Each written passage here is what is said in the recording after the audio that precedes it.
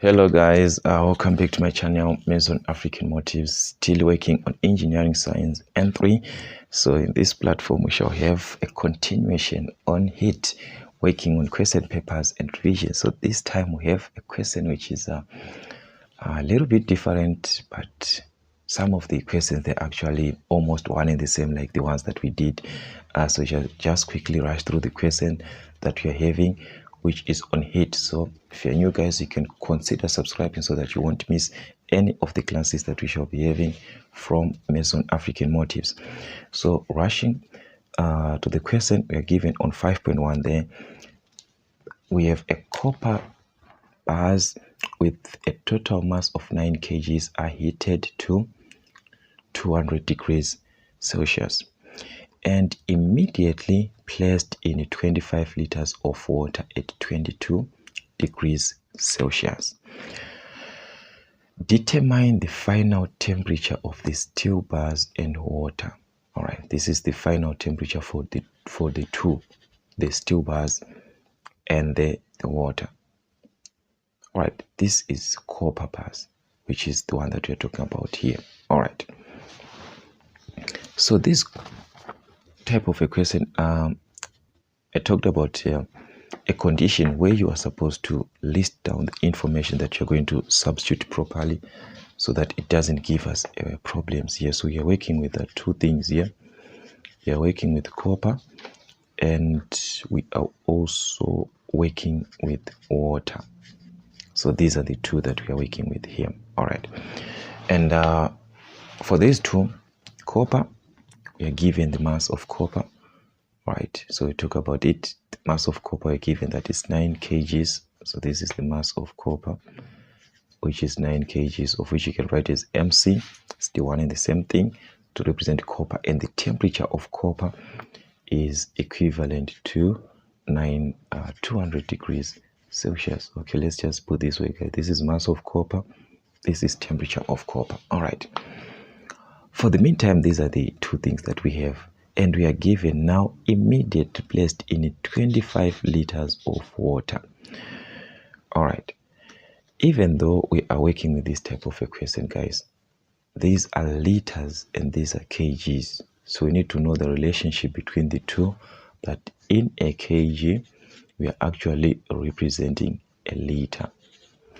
So if this is the case, it means if I have 25 liters here, I'll be having 25 kgs here because it's 1:1. When this is 1, this is 1. When this is 2, this will be 2, which means when this is 25, this is also 25. That is how this ratio is representing.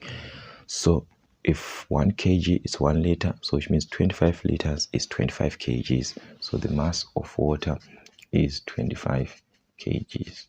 So let's just put W for water there.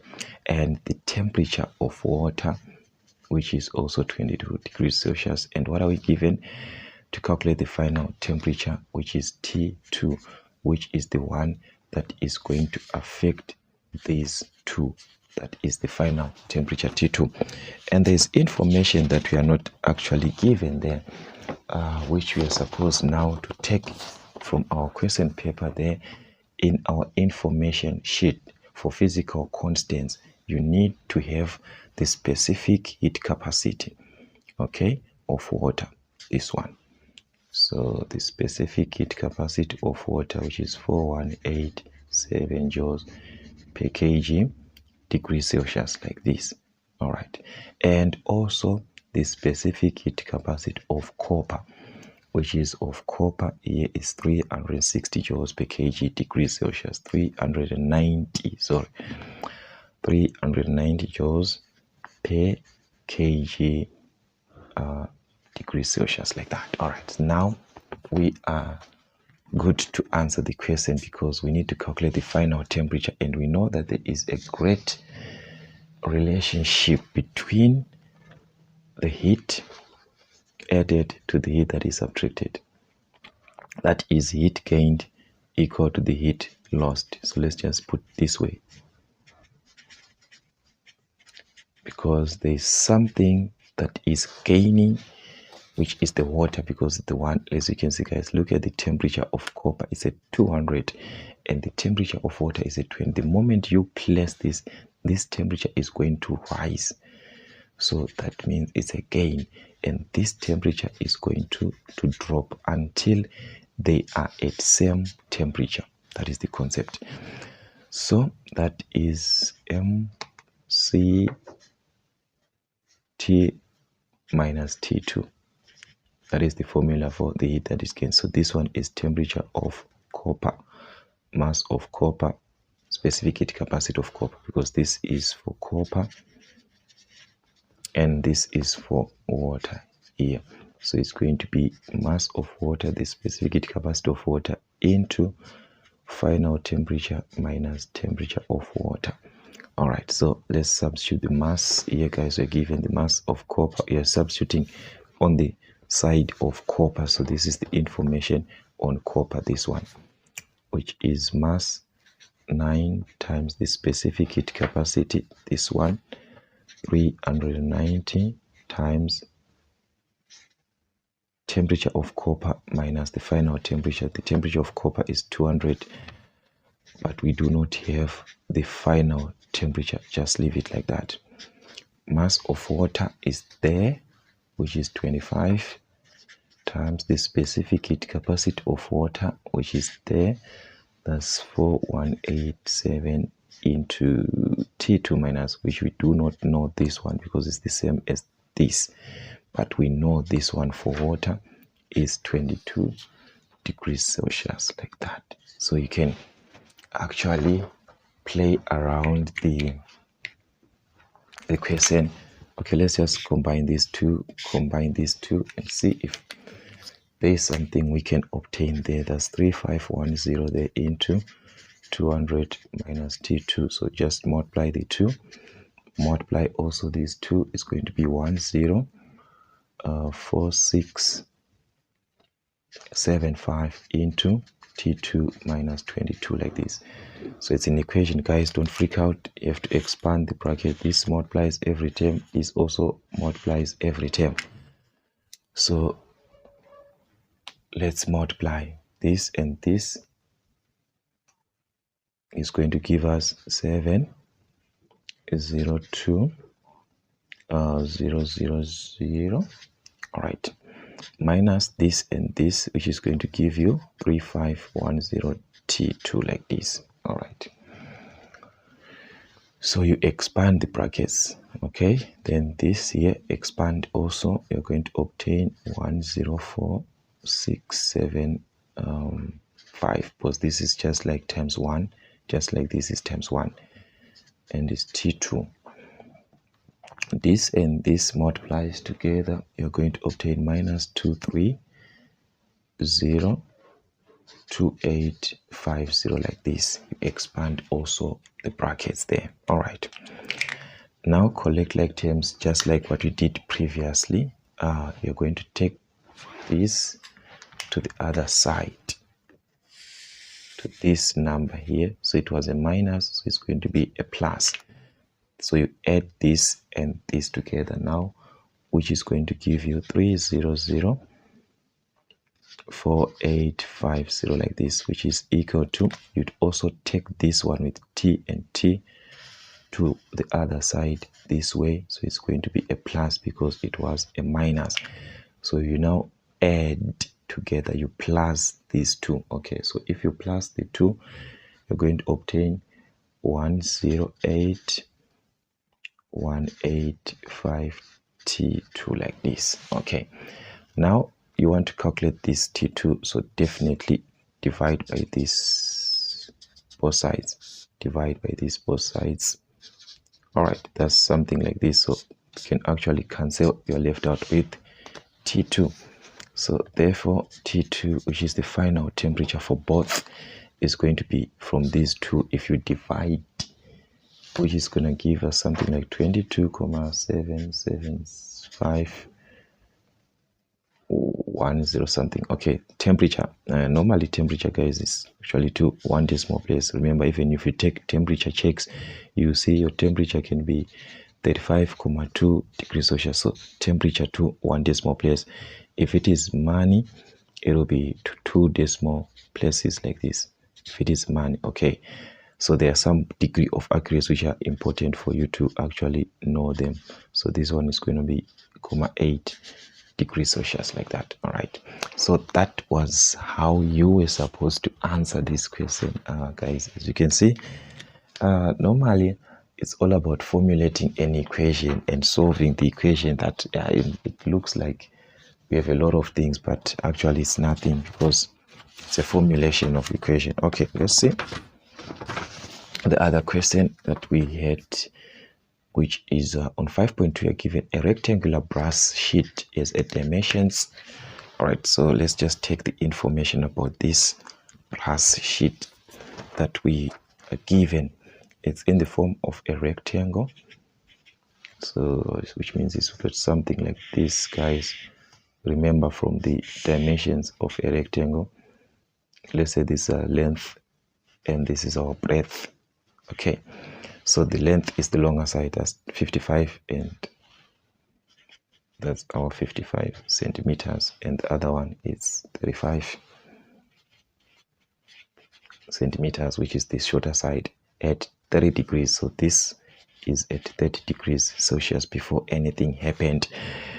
And the linear coefficient of expansion we are given, in this case the linear coefficient of expansion is, this one is written like this, which is 20 times 10 to the exponent of -6 per degrees Celsius. All right, then we are given that if the sheet's temperature is raised to 80 degrees Celsius, take note, it is raised to 80 degrees Celsius, so that's T2, because initially you were at T1 here.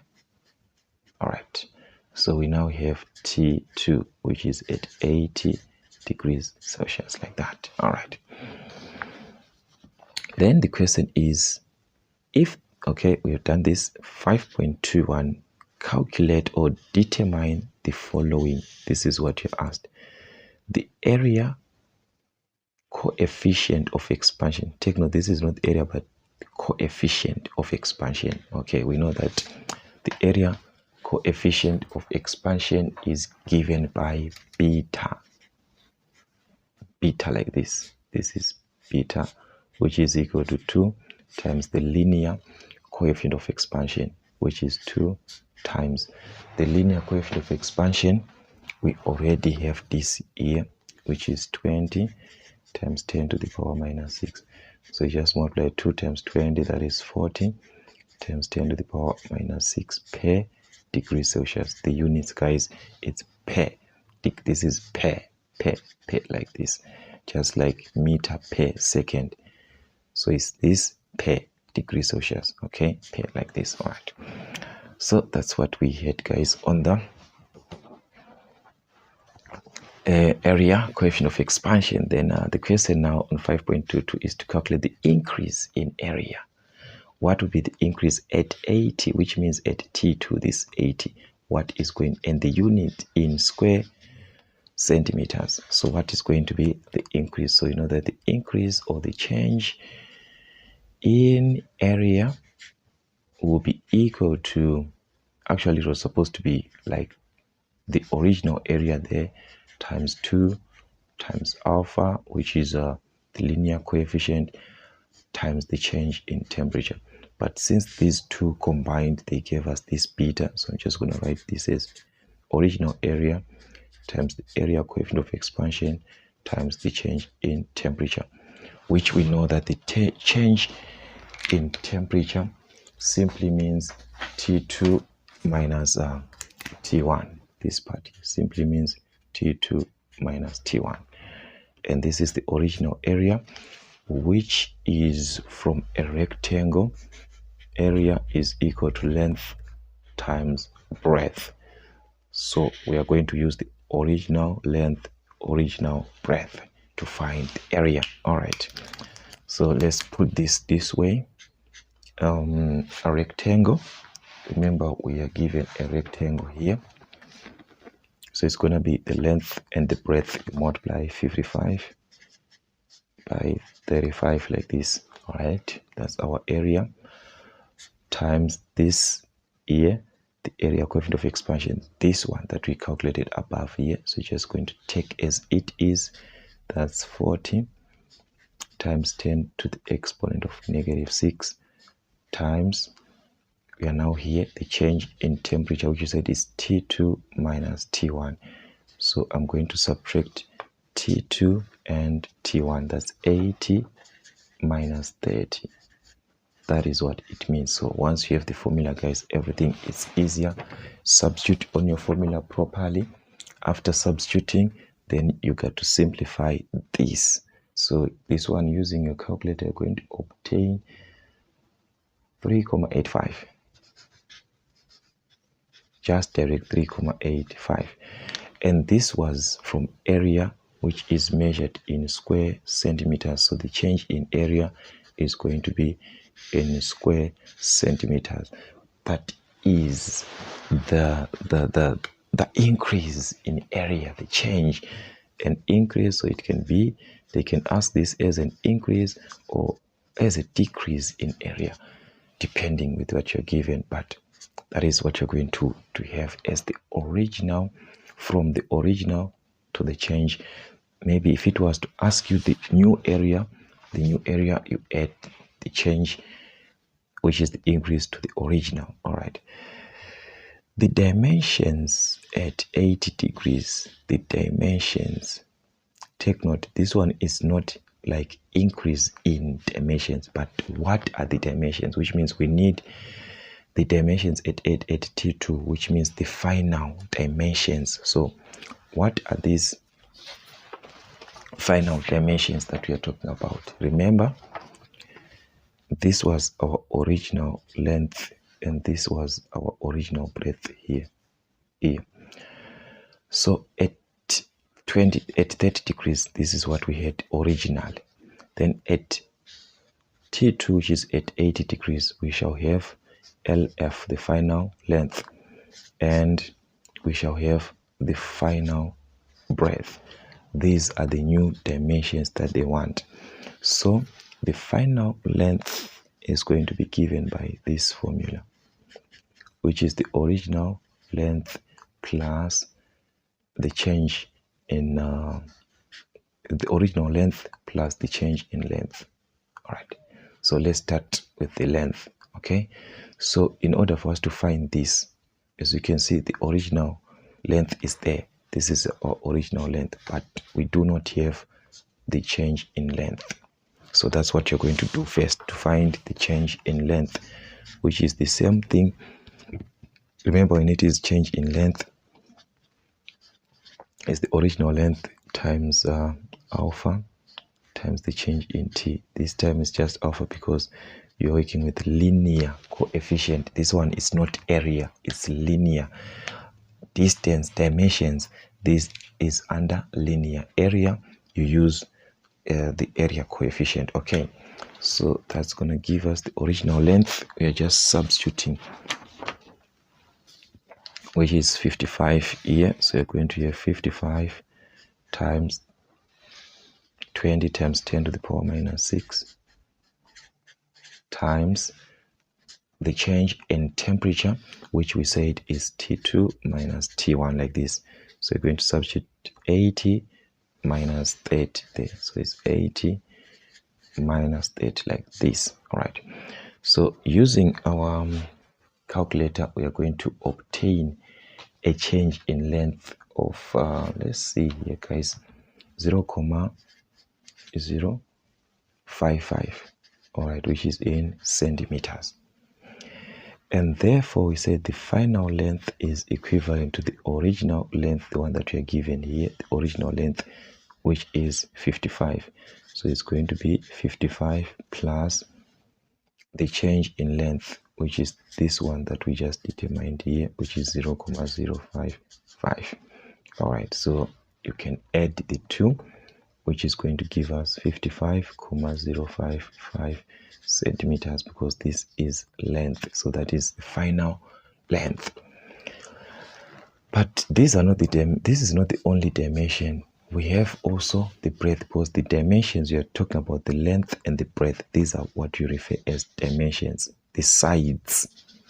So we have the side of the length and the breadth, So this, when you calculate this, you've already calculated for this. So we are left with the breadth. All right. So for the breadth, it's going to be the same. The final breadth is going to be the original breadth plus the change in breadth, which is the width. Something can call it the width, or is the breadth. Okay. So this is this one, but we do not have the change in breadth. So we said from our formula, it's going to be the original breadth times the linear coefficient of expansion times the change in temperature. So what is the original breadth, guys? This is the original breadth, which is 35 centimeters. So it's 35 times this one, guys, we know it is 20 times 10 to the power minus 6 times the change in temperature, which you said is T2 minus T1, 80 minus 30. Or you can just write it as 50. It's just one and the same thing. So it's 80 minus 30 there. Then definitely I have to use my calculator here. And I'll obtain something like 0.035, which is in centimeters. Remember, these units are already in centimeters. So the change in length, the change in breadth is going to be in centimeters. So what is going to be the final dimension for the breadth is the original breadth, just like what we wrote here, which is 35 plus the change in breadth, and the breadth changed by 0.035. So that's what is going to happen in this case. All right, which is going to give us 35.035 centimeters. So this is the final breadth. So the question was asking us to calculate two things there, because dimensions is the length and is the breadth. So which means we are supposed to have two answers, not one, because we do not have one dimension there. All right, sorry for that. So that's how they ask these questions actually. Let's just quickly look at question 5.3 there. All right. On 5.3, we are given that the dryness fraction of a 1 kg wet steam is 0.83. The steam is generated at a boiler pressure of 1.1 megapascal. Determine the following specific enthalpy heat energy. All right. So we need to find the specific enthalpy, which is the heat energy. All right. So let's put it this way. Never be afraid when you answer this type of a question. Just list out your information. It's gonna help you. We've got a mass of 1 kg. And the wet steam is at 0.83. So as for me, I just use 0.83 as x. Then we've got the pressure of 1.1 megapascal. Okay, take note, in order for you to obtain any value, because here we know that we are going to use steam tables here. We are going to use steam tables. So on this type of a question, what am I going to do? That is the question. In order for me to use the steam tables, on your steam tables, I told you that pressures are given in kilopascals. So that means you have to convert your pressure to kilopascals. As you can see, this is your pressure in kilopascals. So you have to change it to kilopascals. This one is in megapascals, and mega is 10 to the power of 6, which means 10 to the power of 3 times 10 to the power of 3. And this one of these 10 to the power of 3 means kilo. Whenever you see 10 to the power 3, it means kilo. So to convert this to kilopascals, since we said we need kilopascals, we are going to multiply by 1,000. So our pressure is going to be 1.1 times 1,000 like this. It is going to be in kilo. So now we are left with this kilopascal like that, of which 1.1 times 1,000 is 1,100 kilopascals. So as long this pressure is in kilopascals like this, it means we are able to answer any question. Okay, let me just check for a ruler there so that it can be direct, this part that I want you to see. All right, let me put it this way. So let's see the question first so that we can use this thing here. The question is asking us that we must determine, guys, to determine and to calculate. These are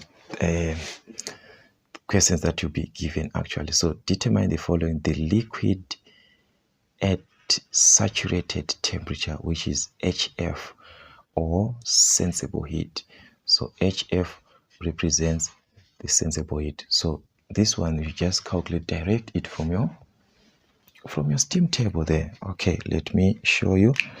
So you move until a pressure of 1100. Okay, so this is what you're going to do. As you can see, 1100 is going to be here on this column here. As you can see, that's where we can find this 1500. Is it 1000? 1100.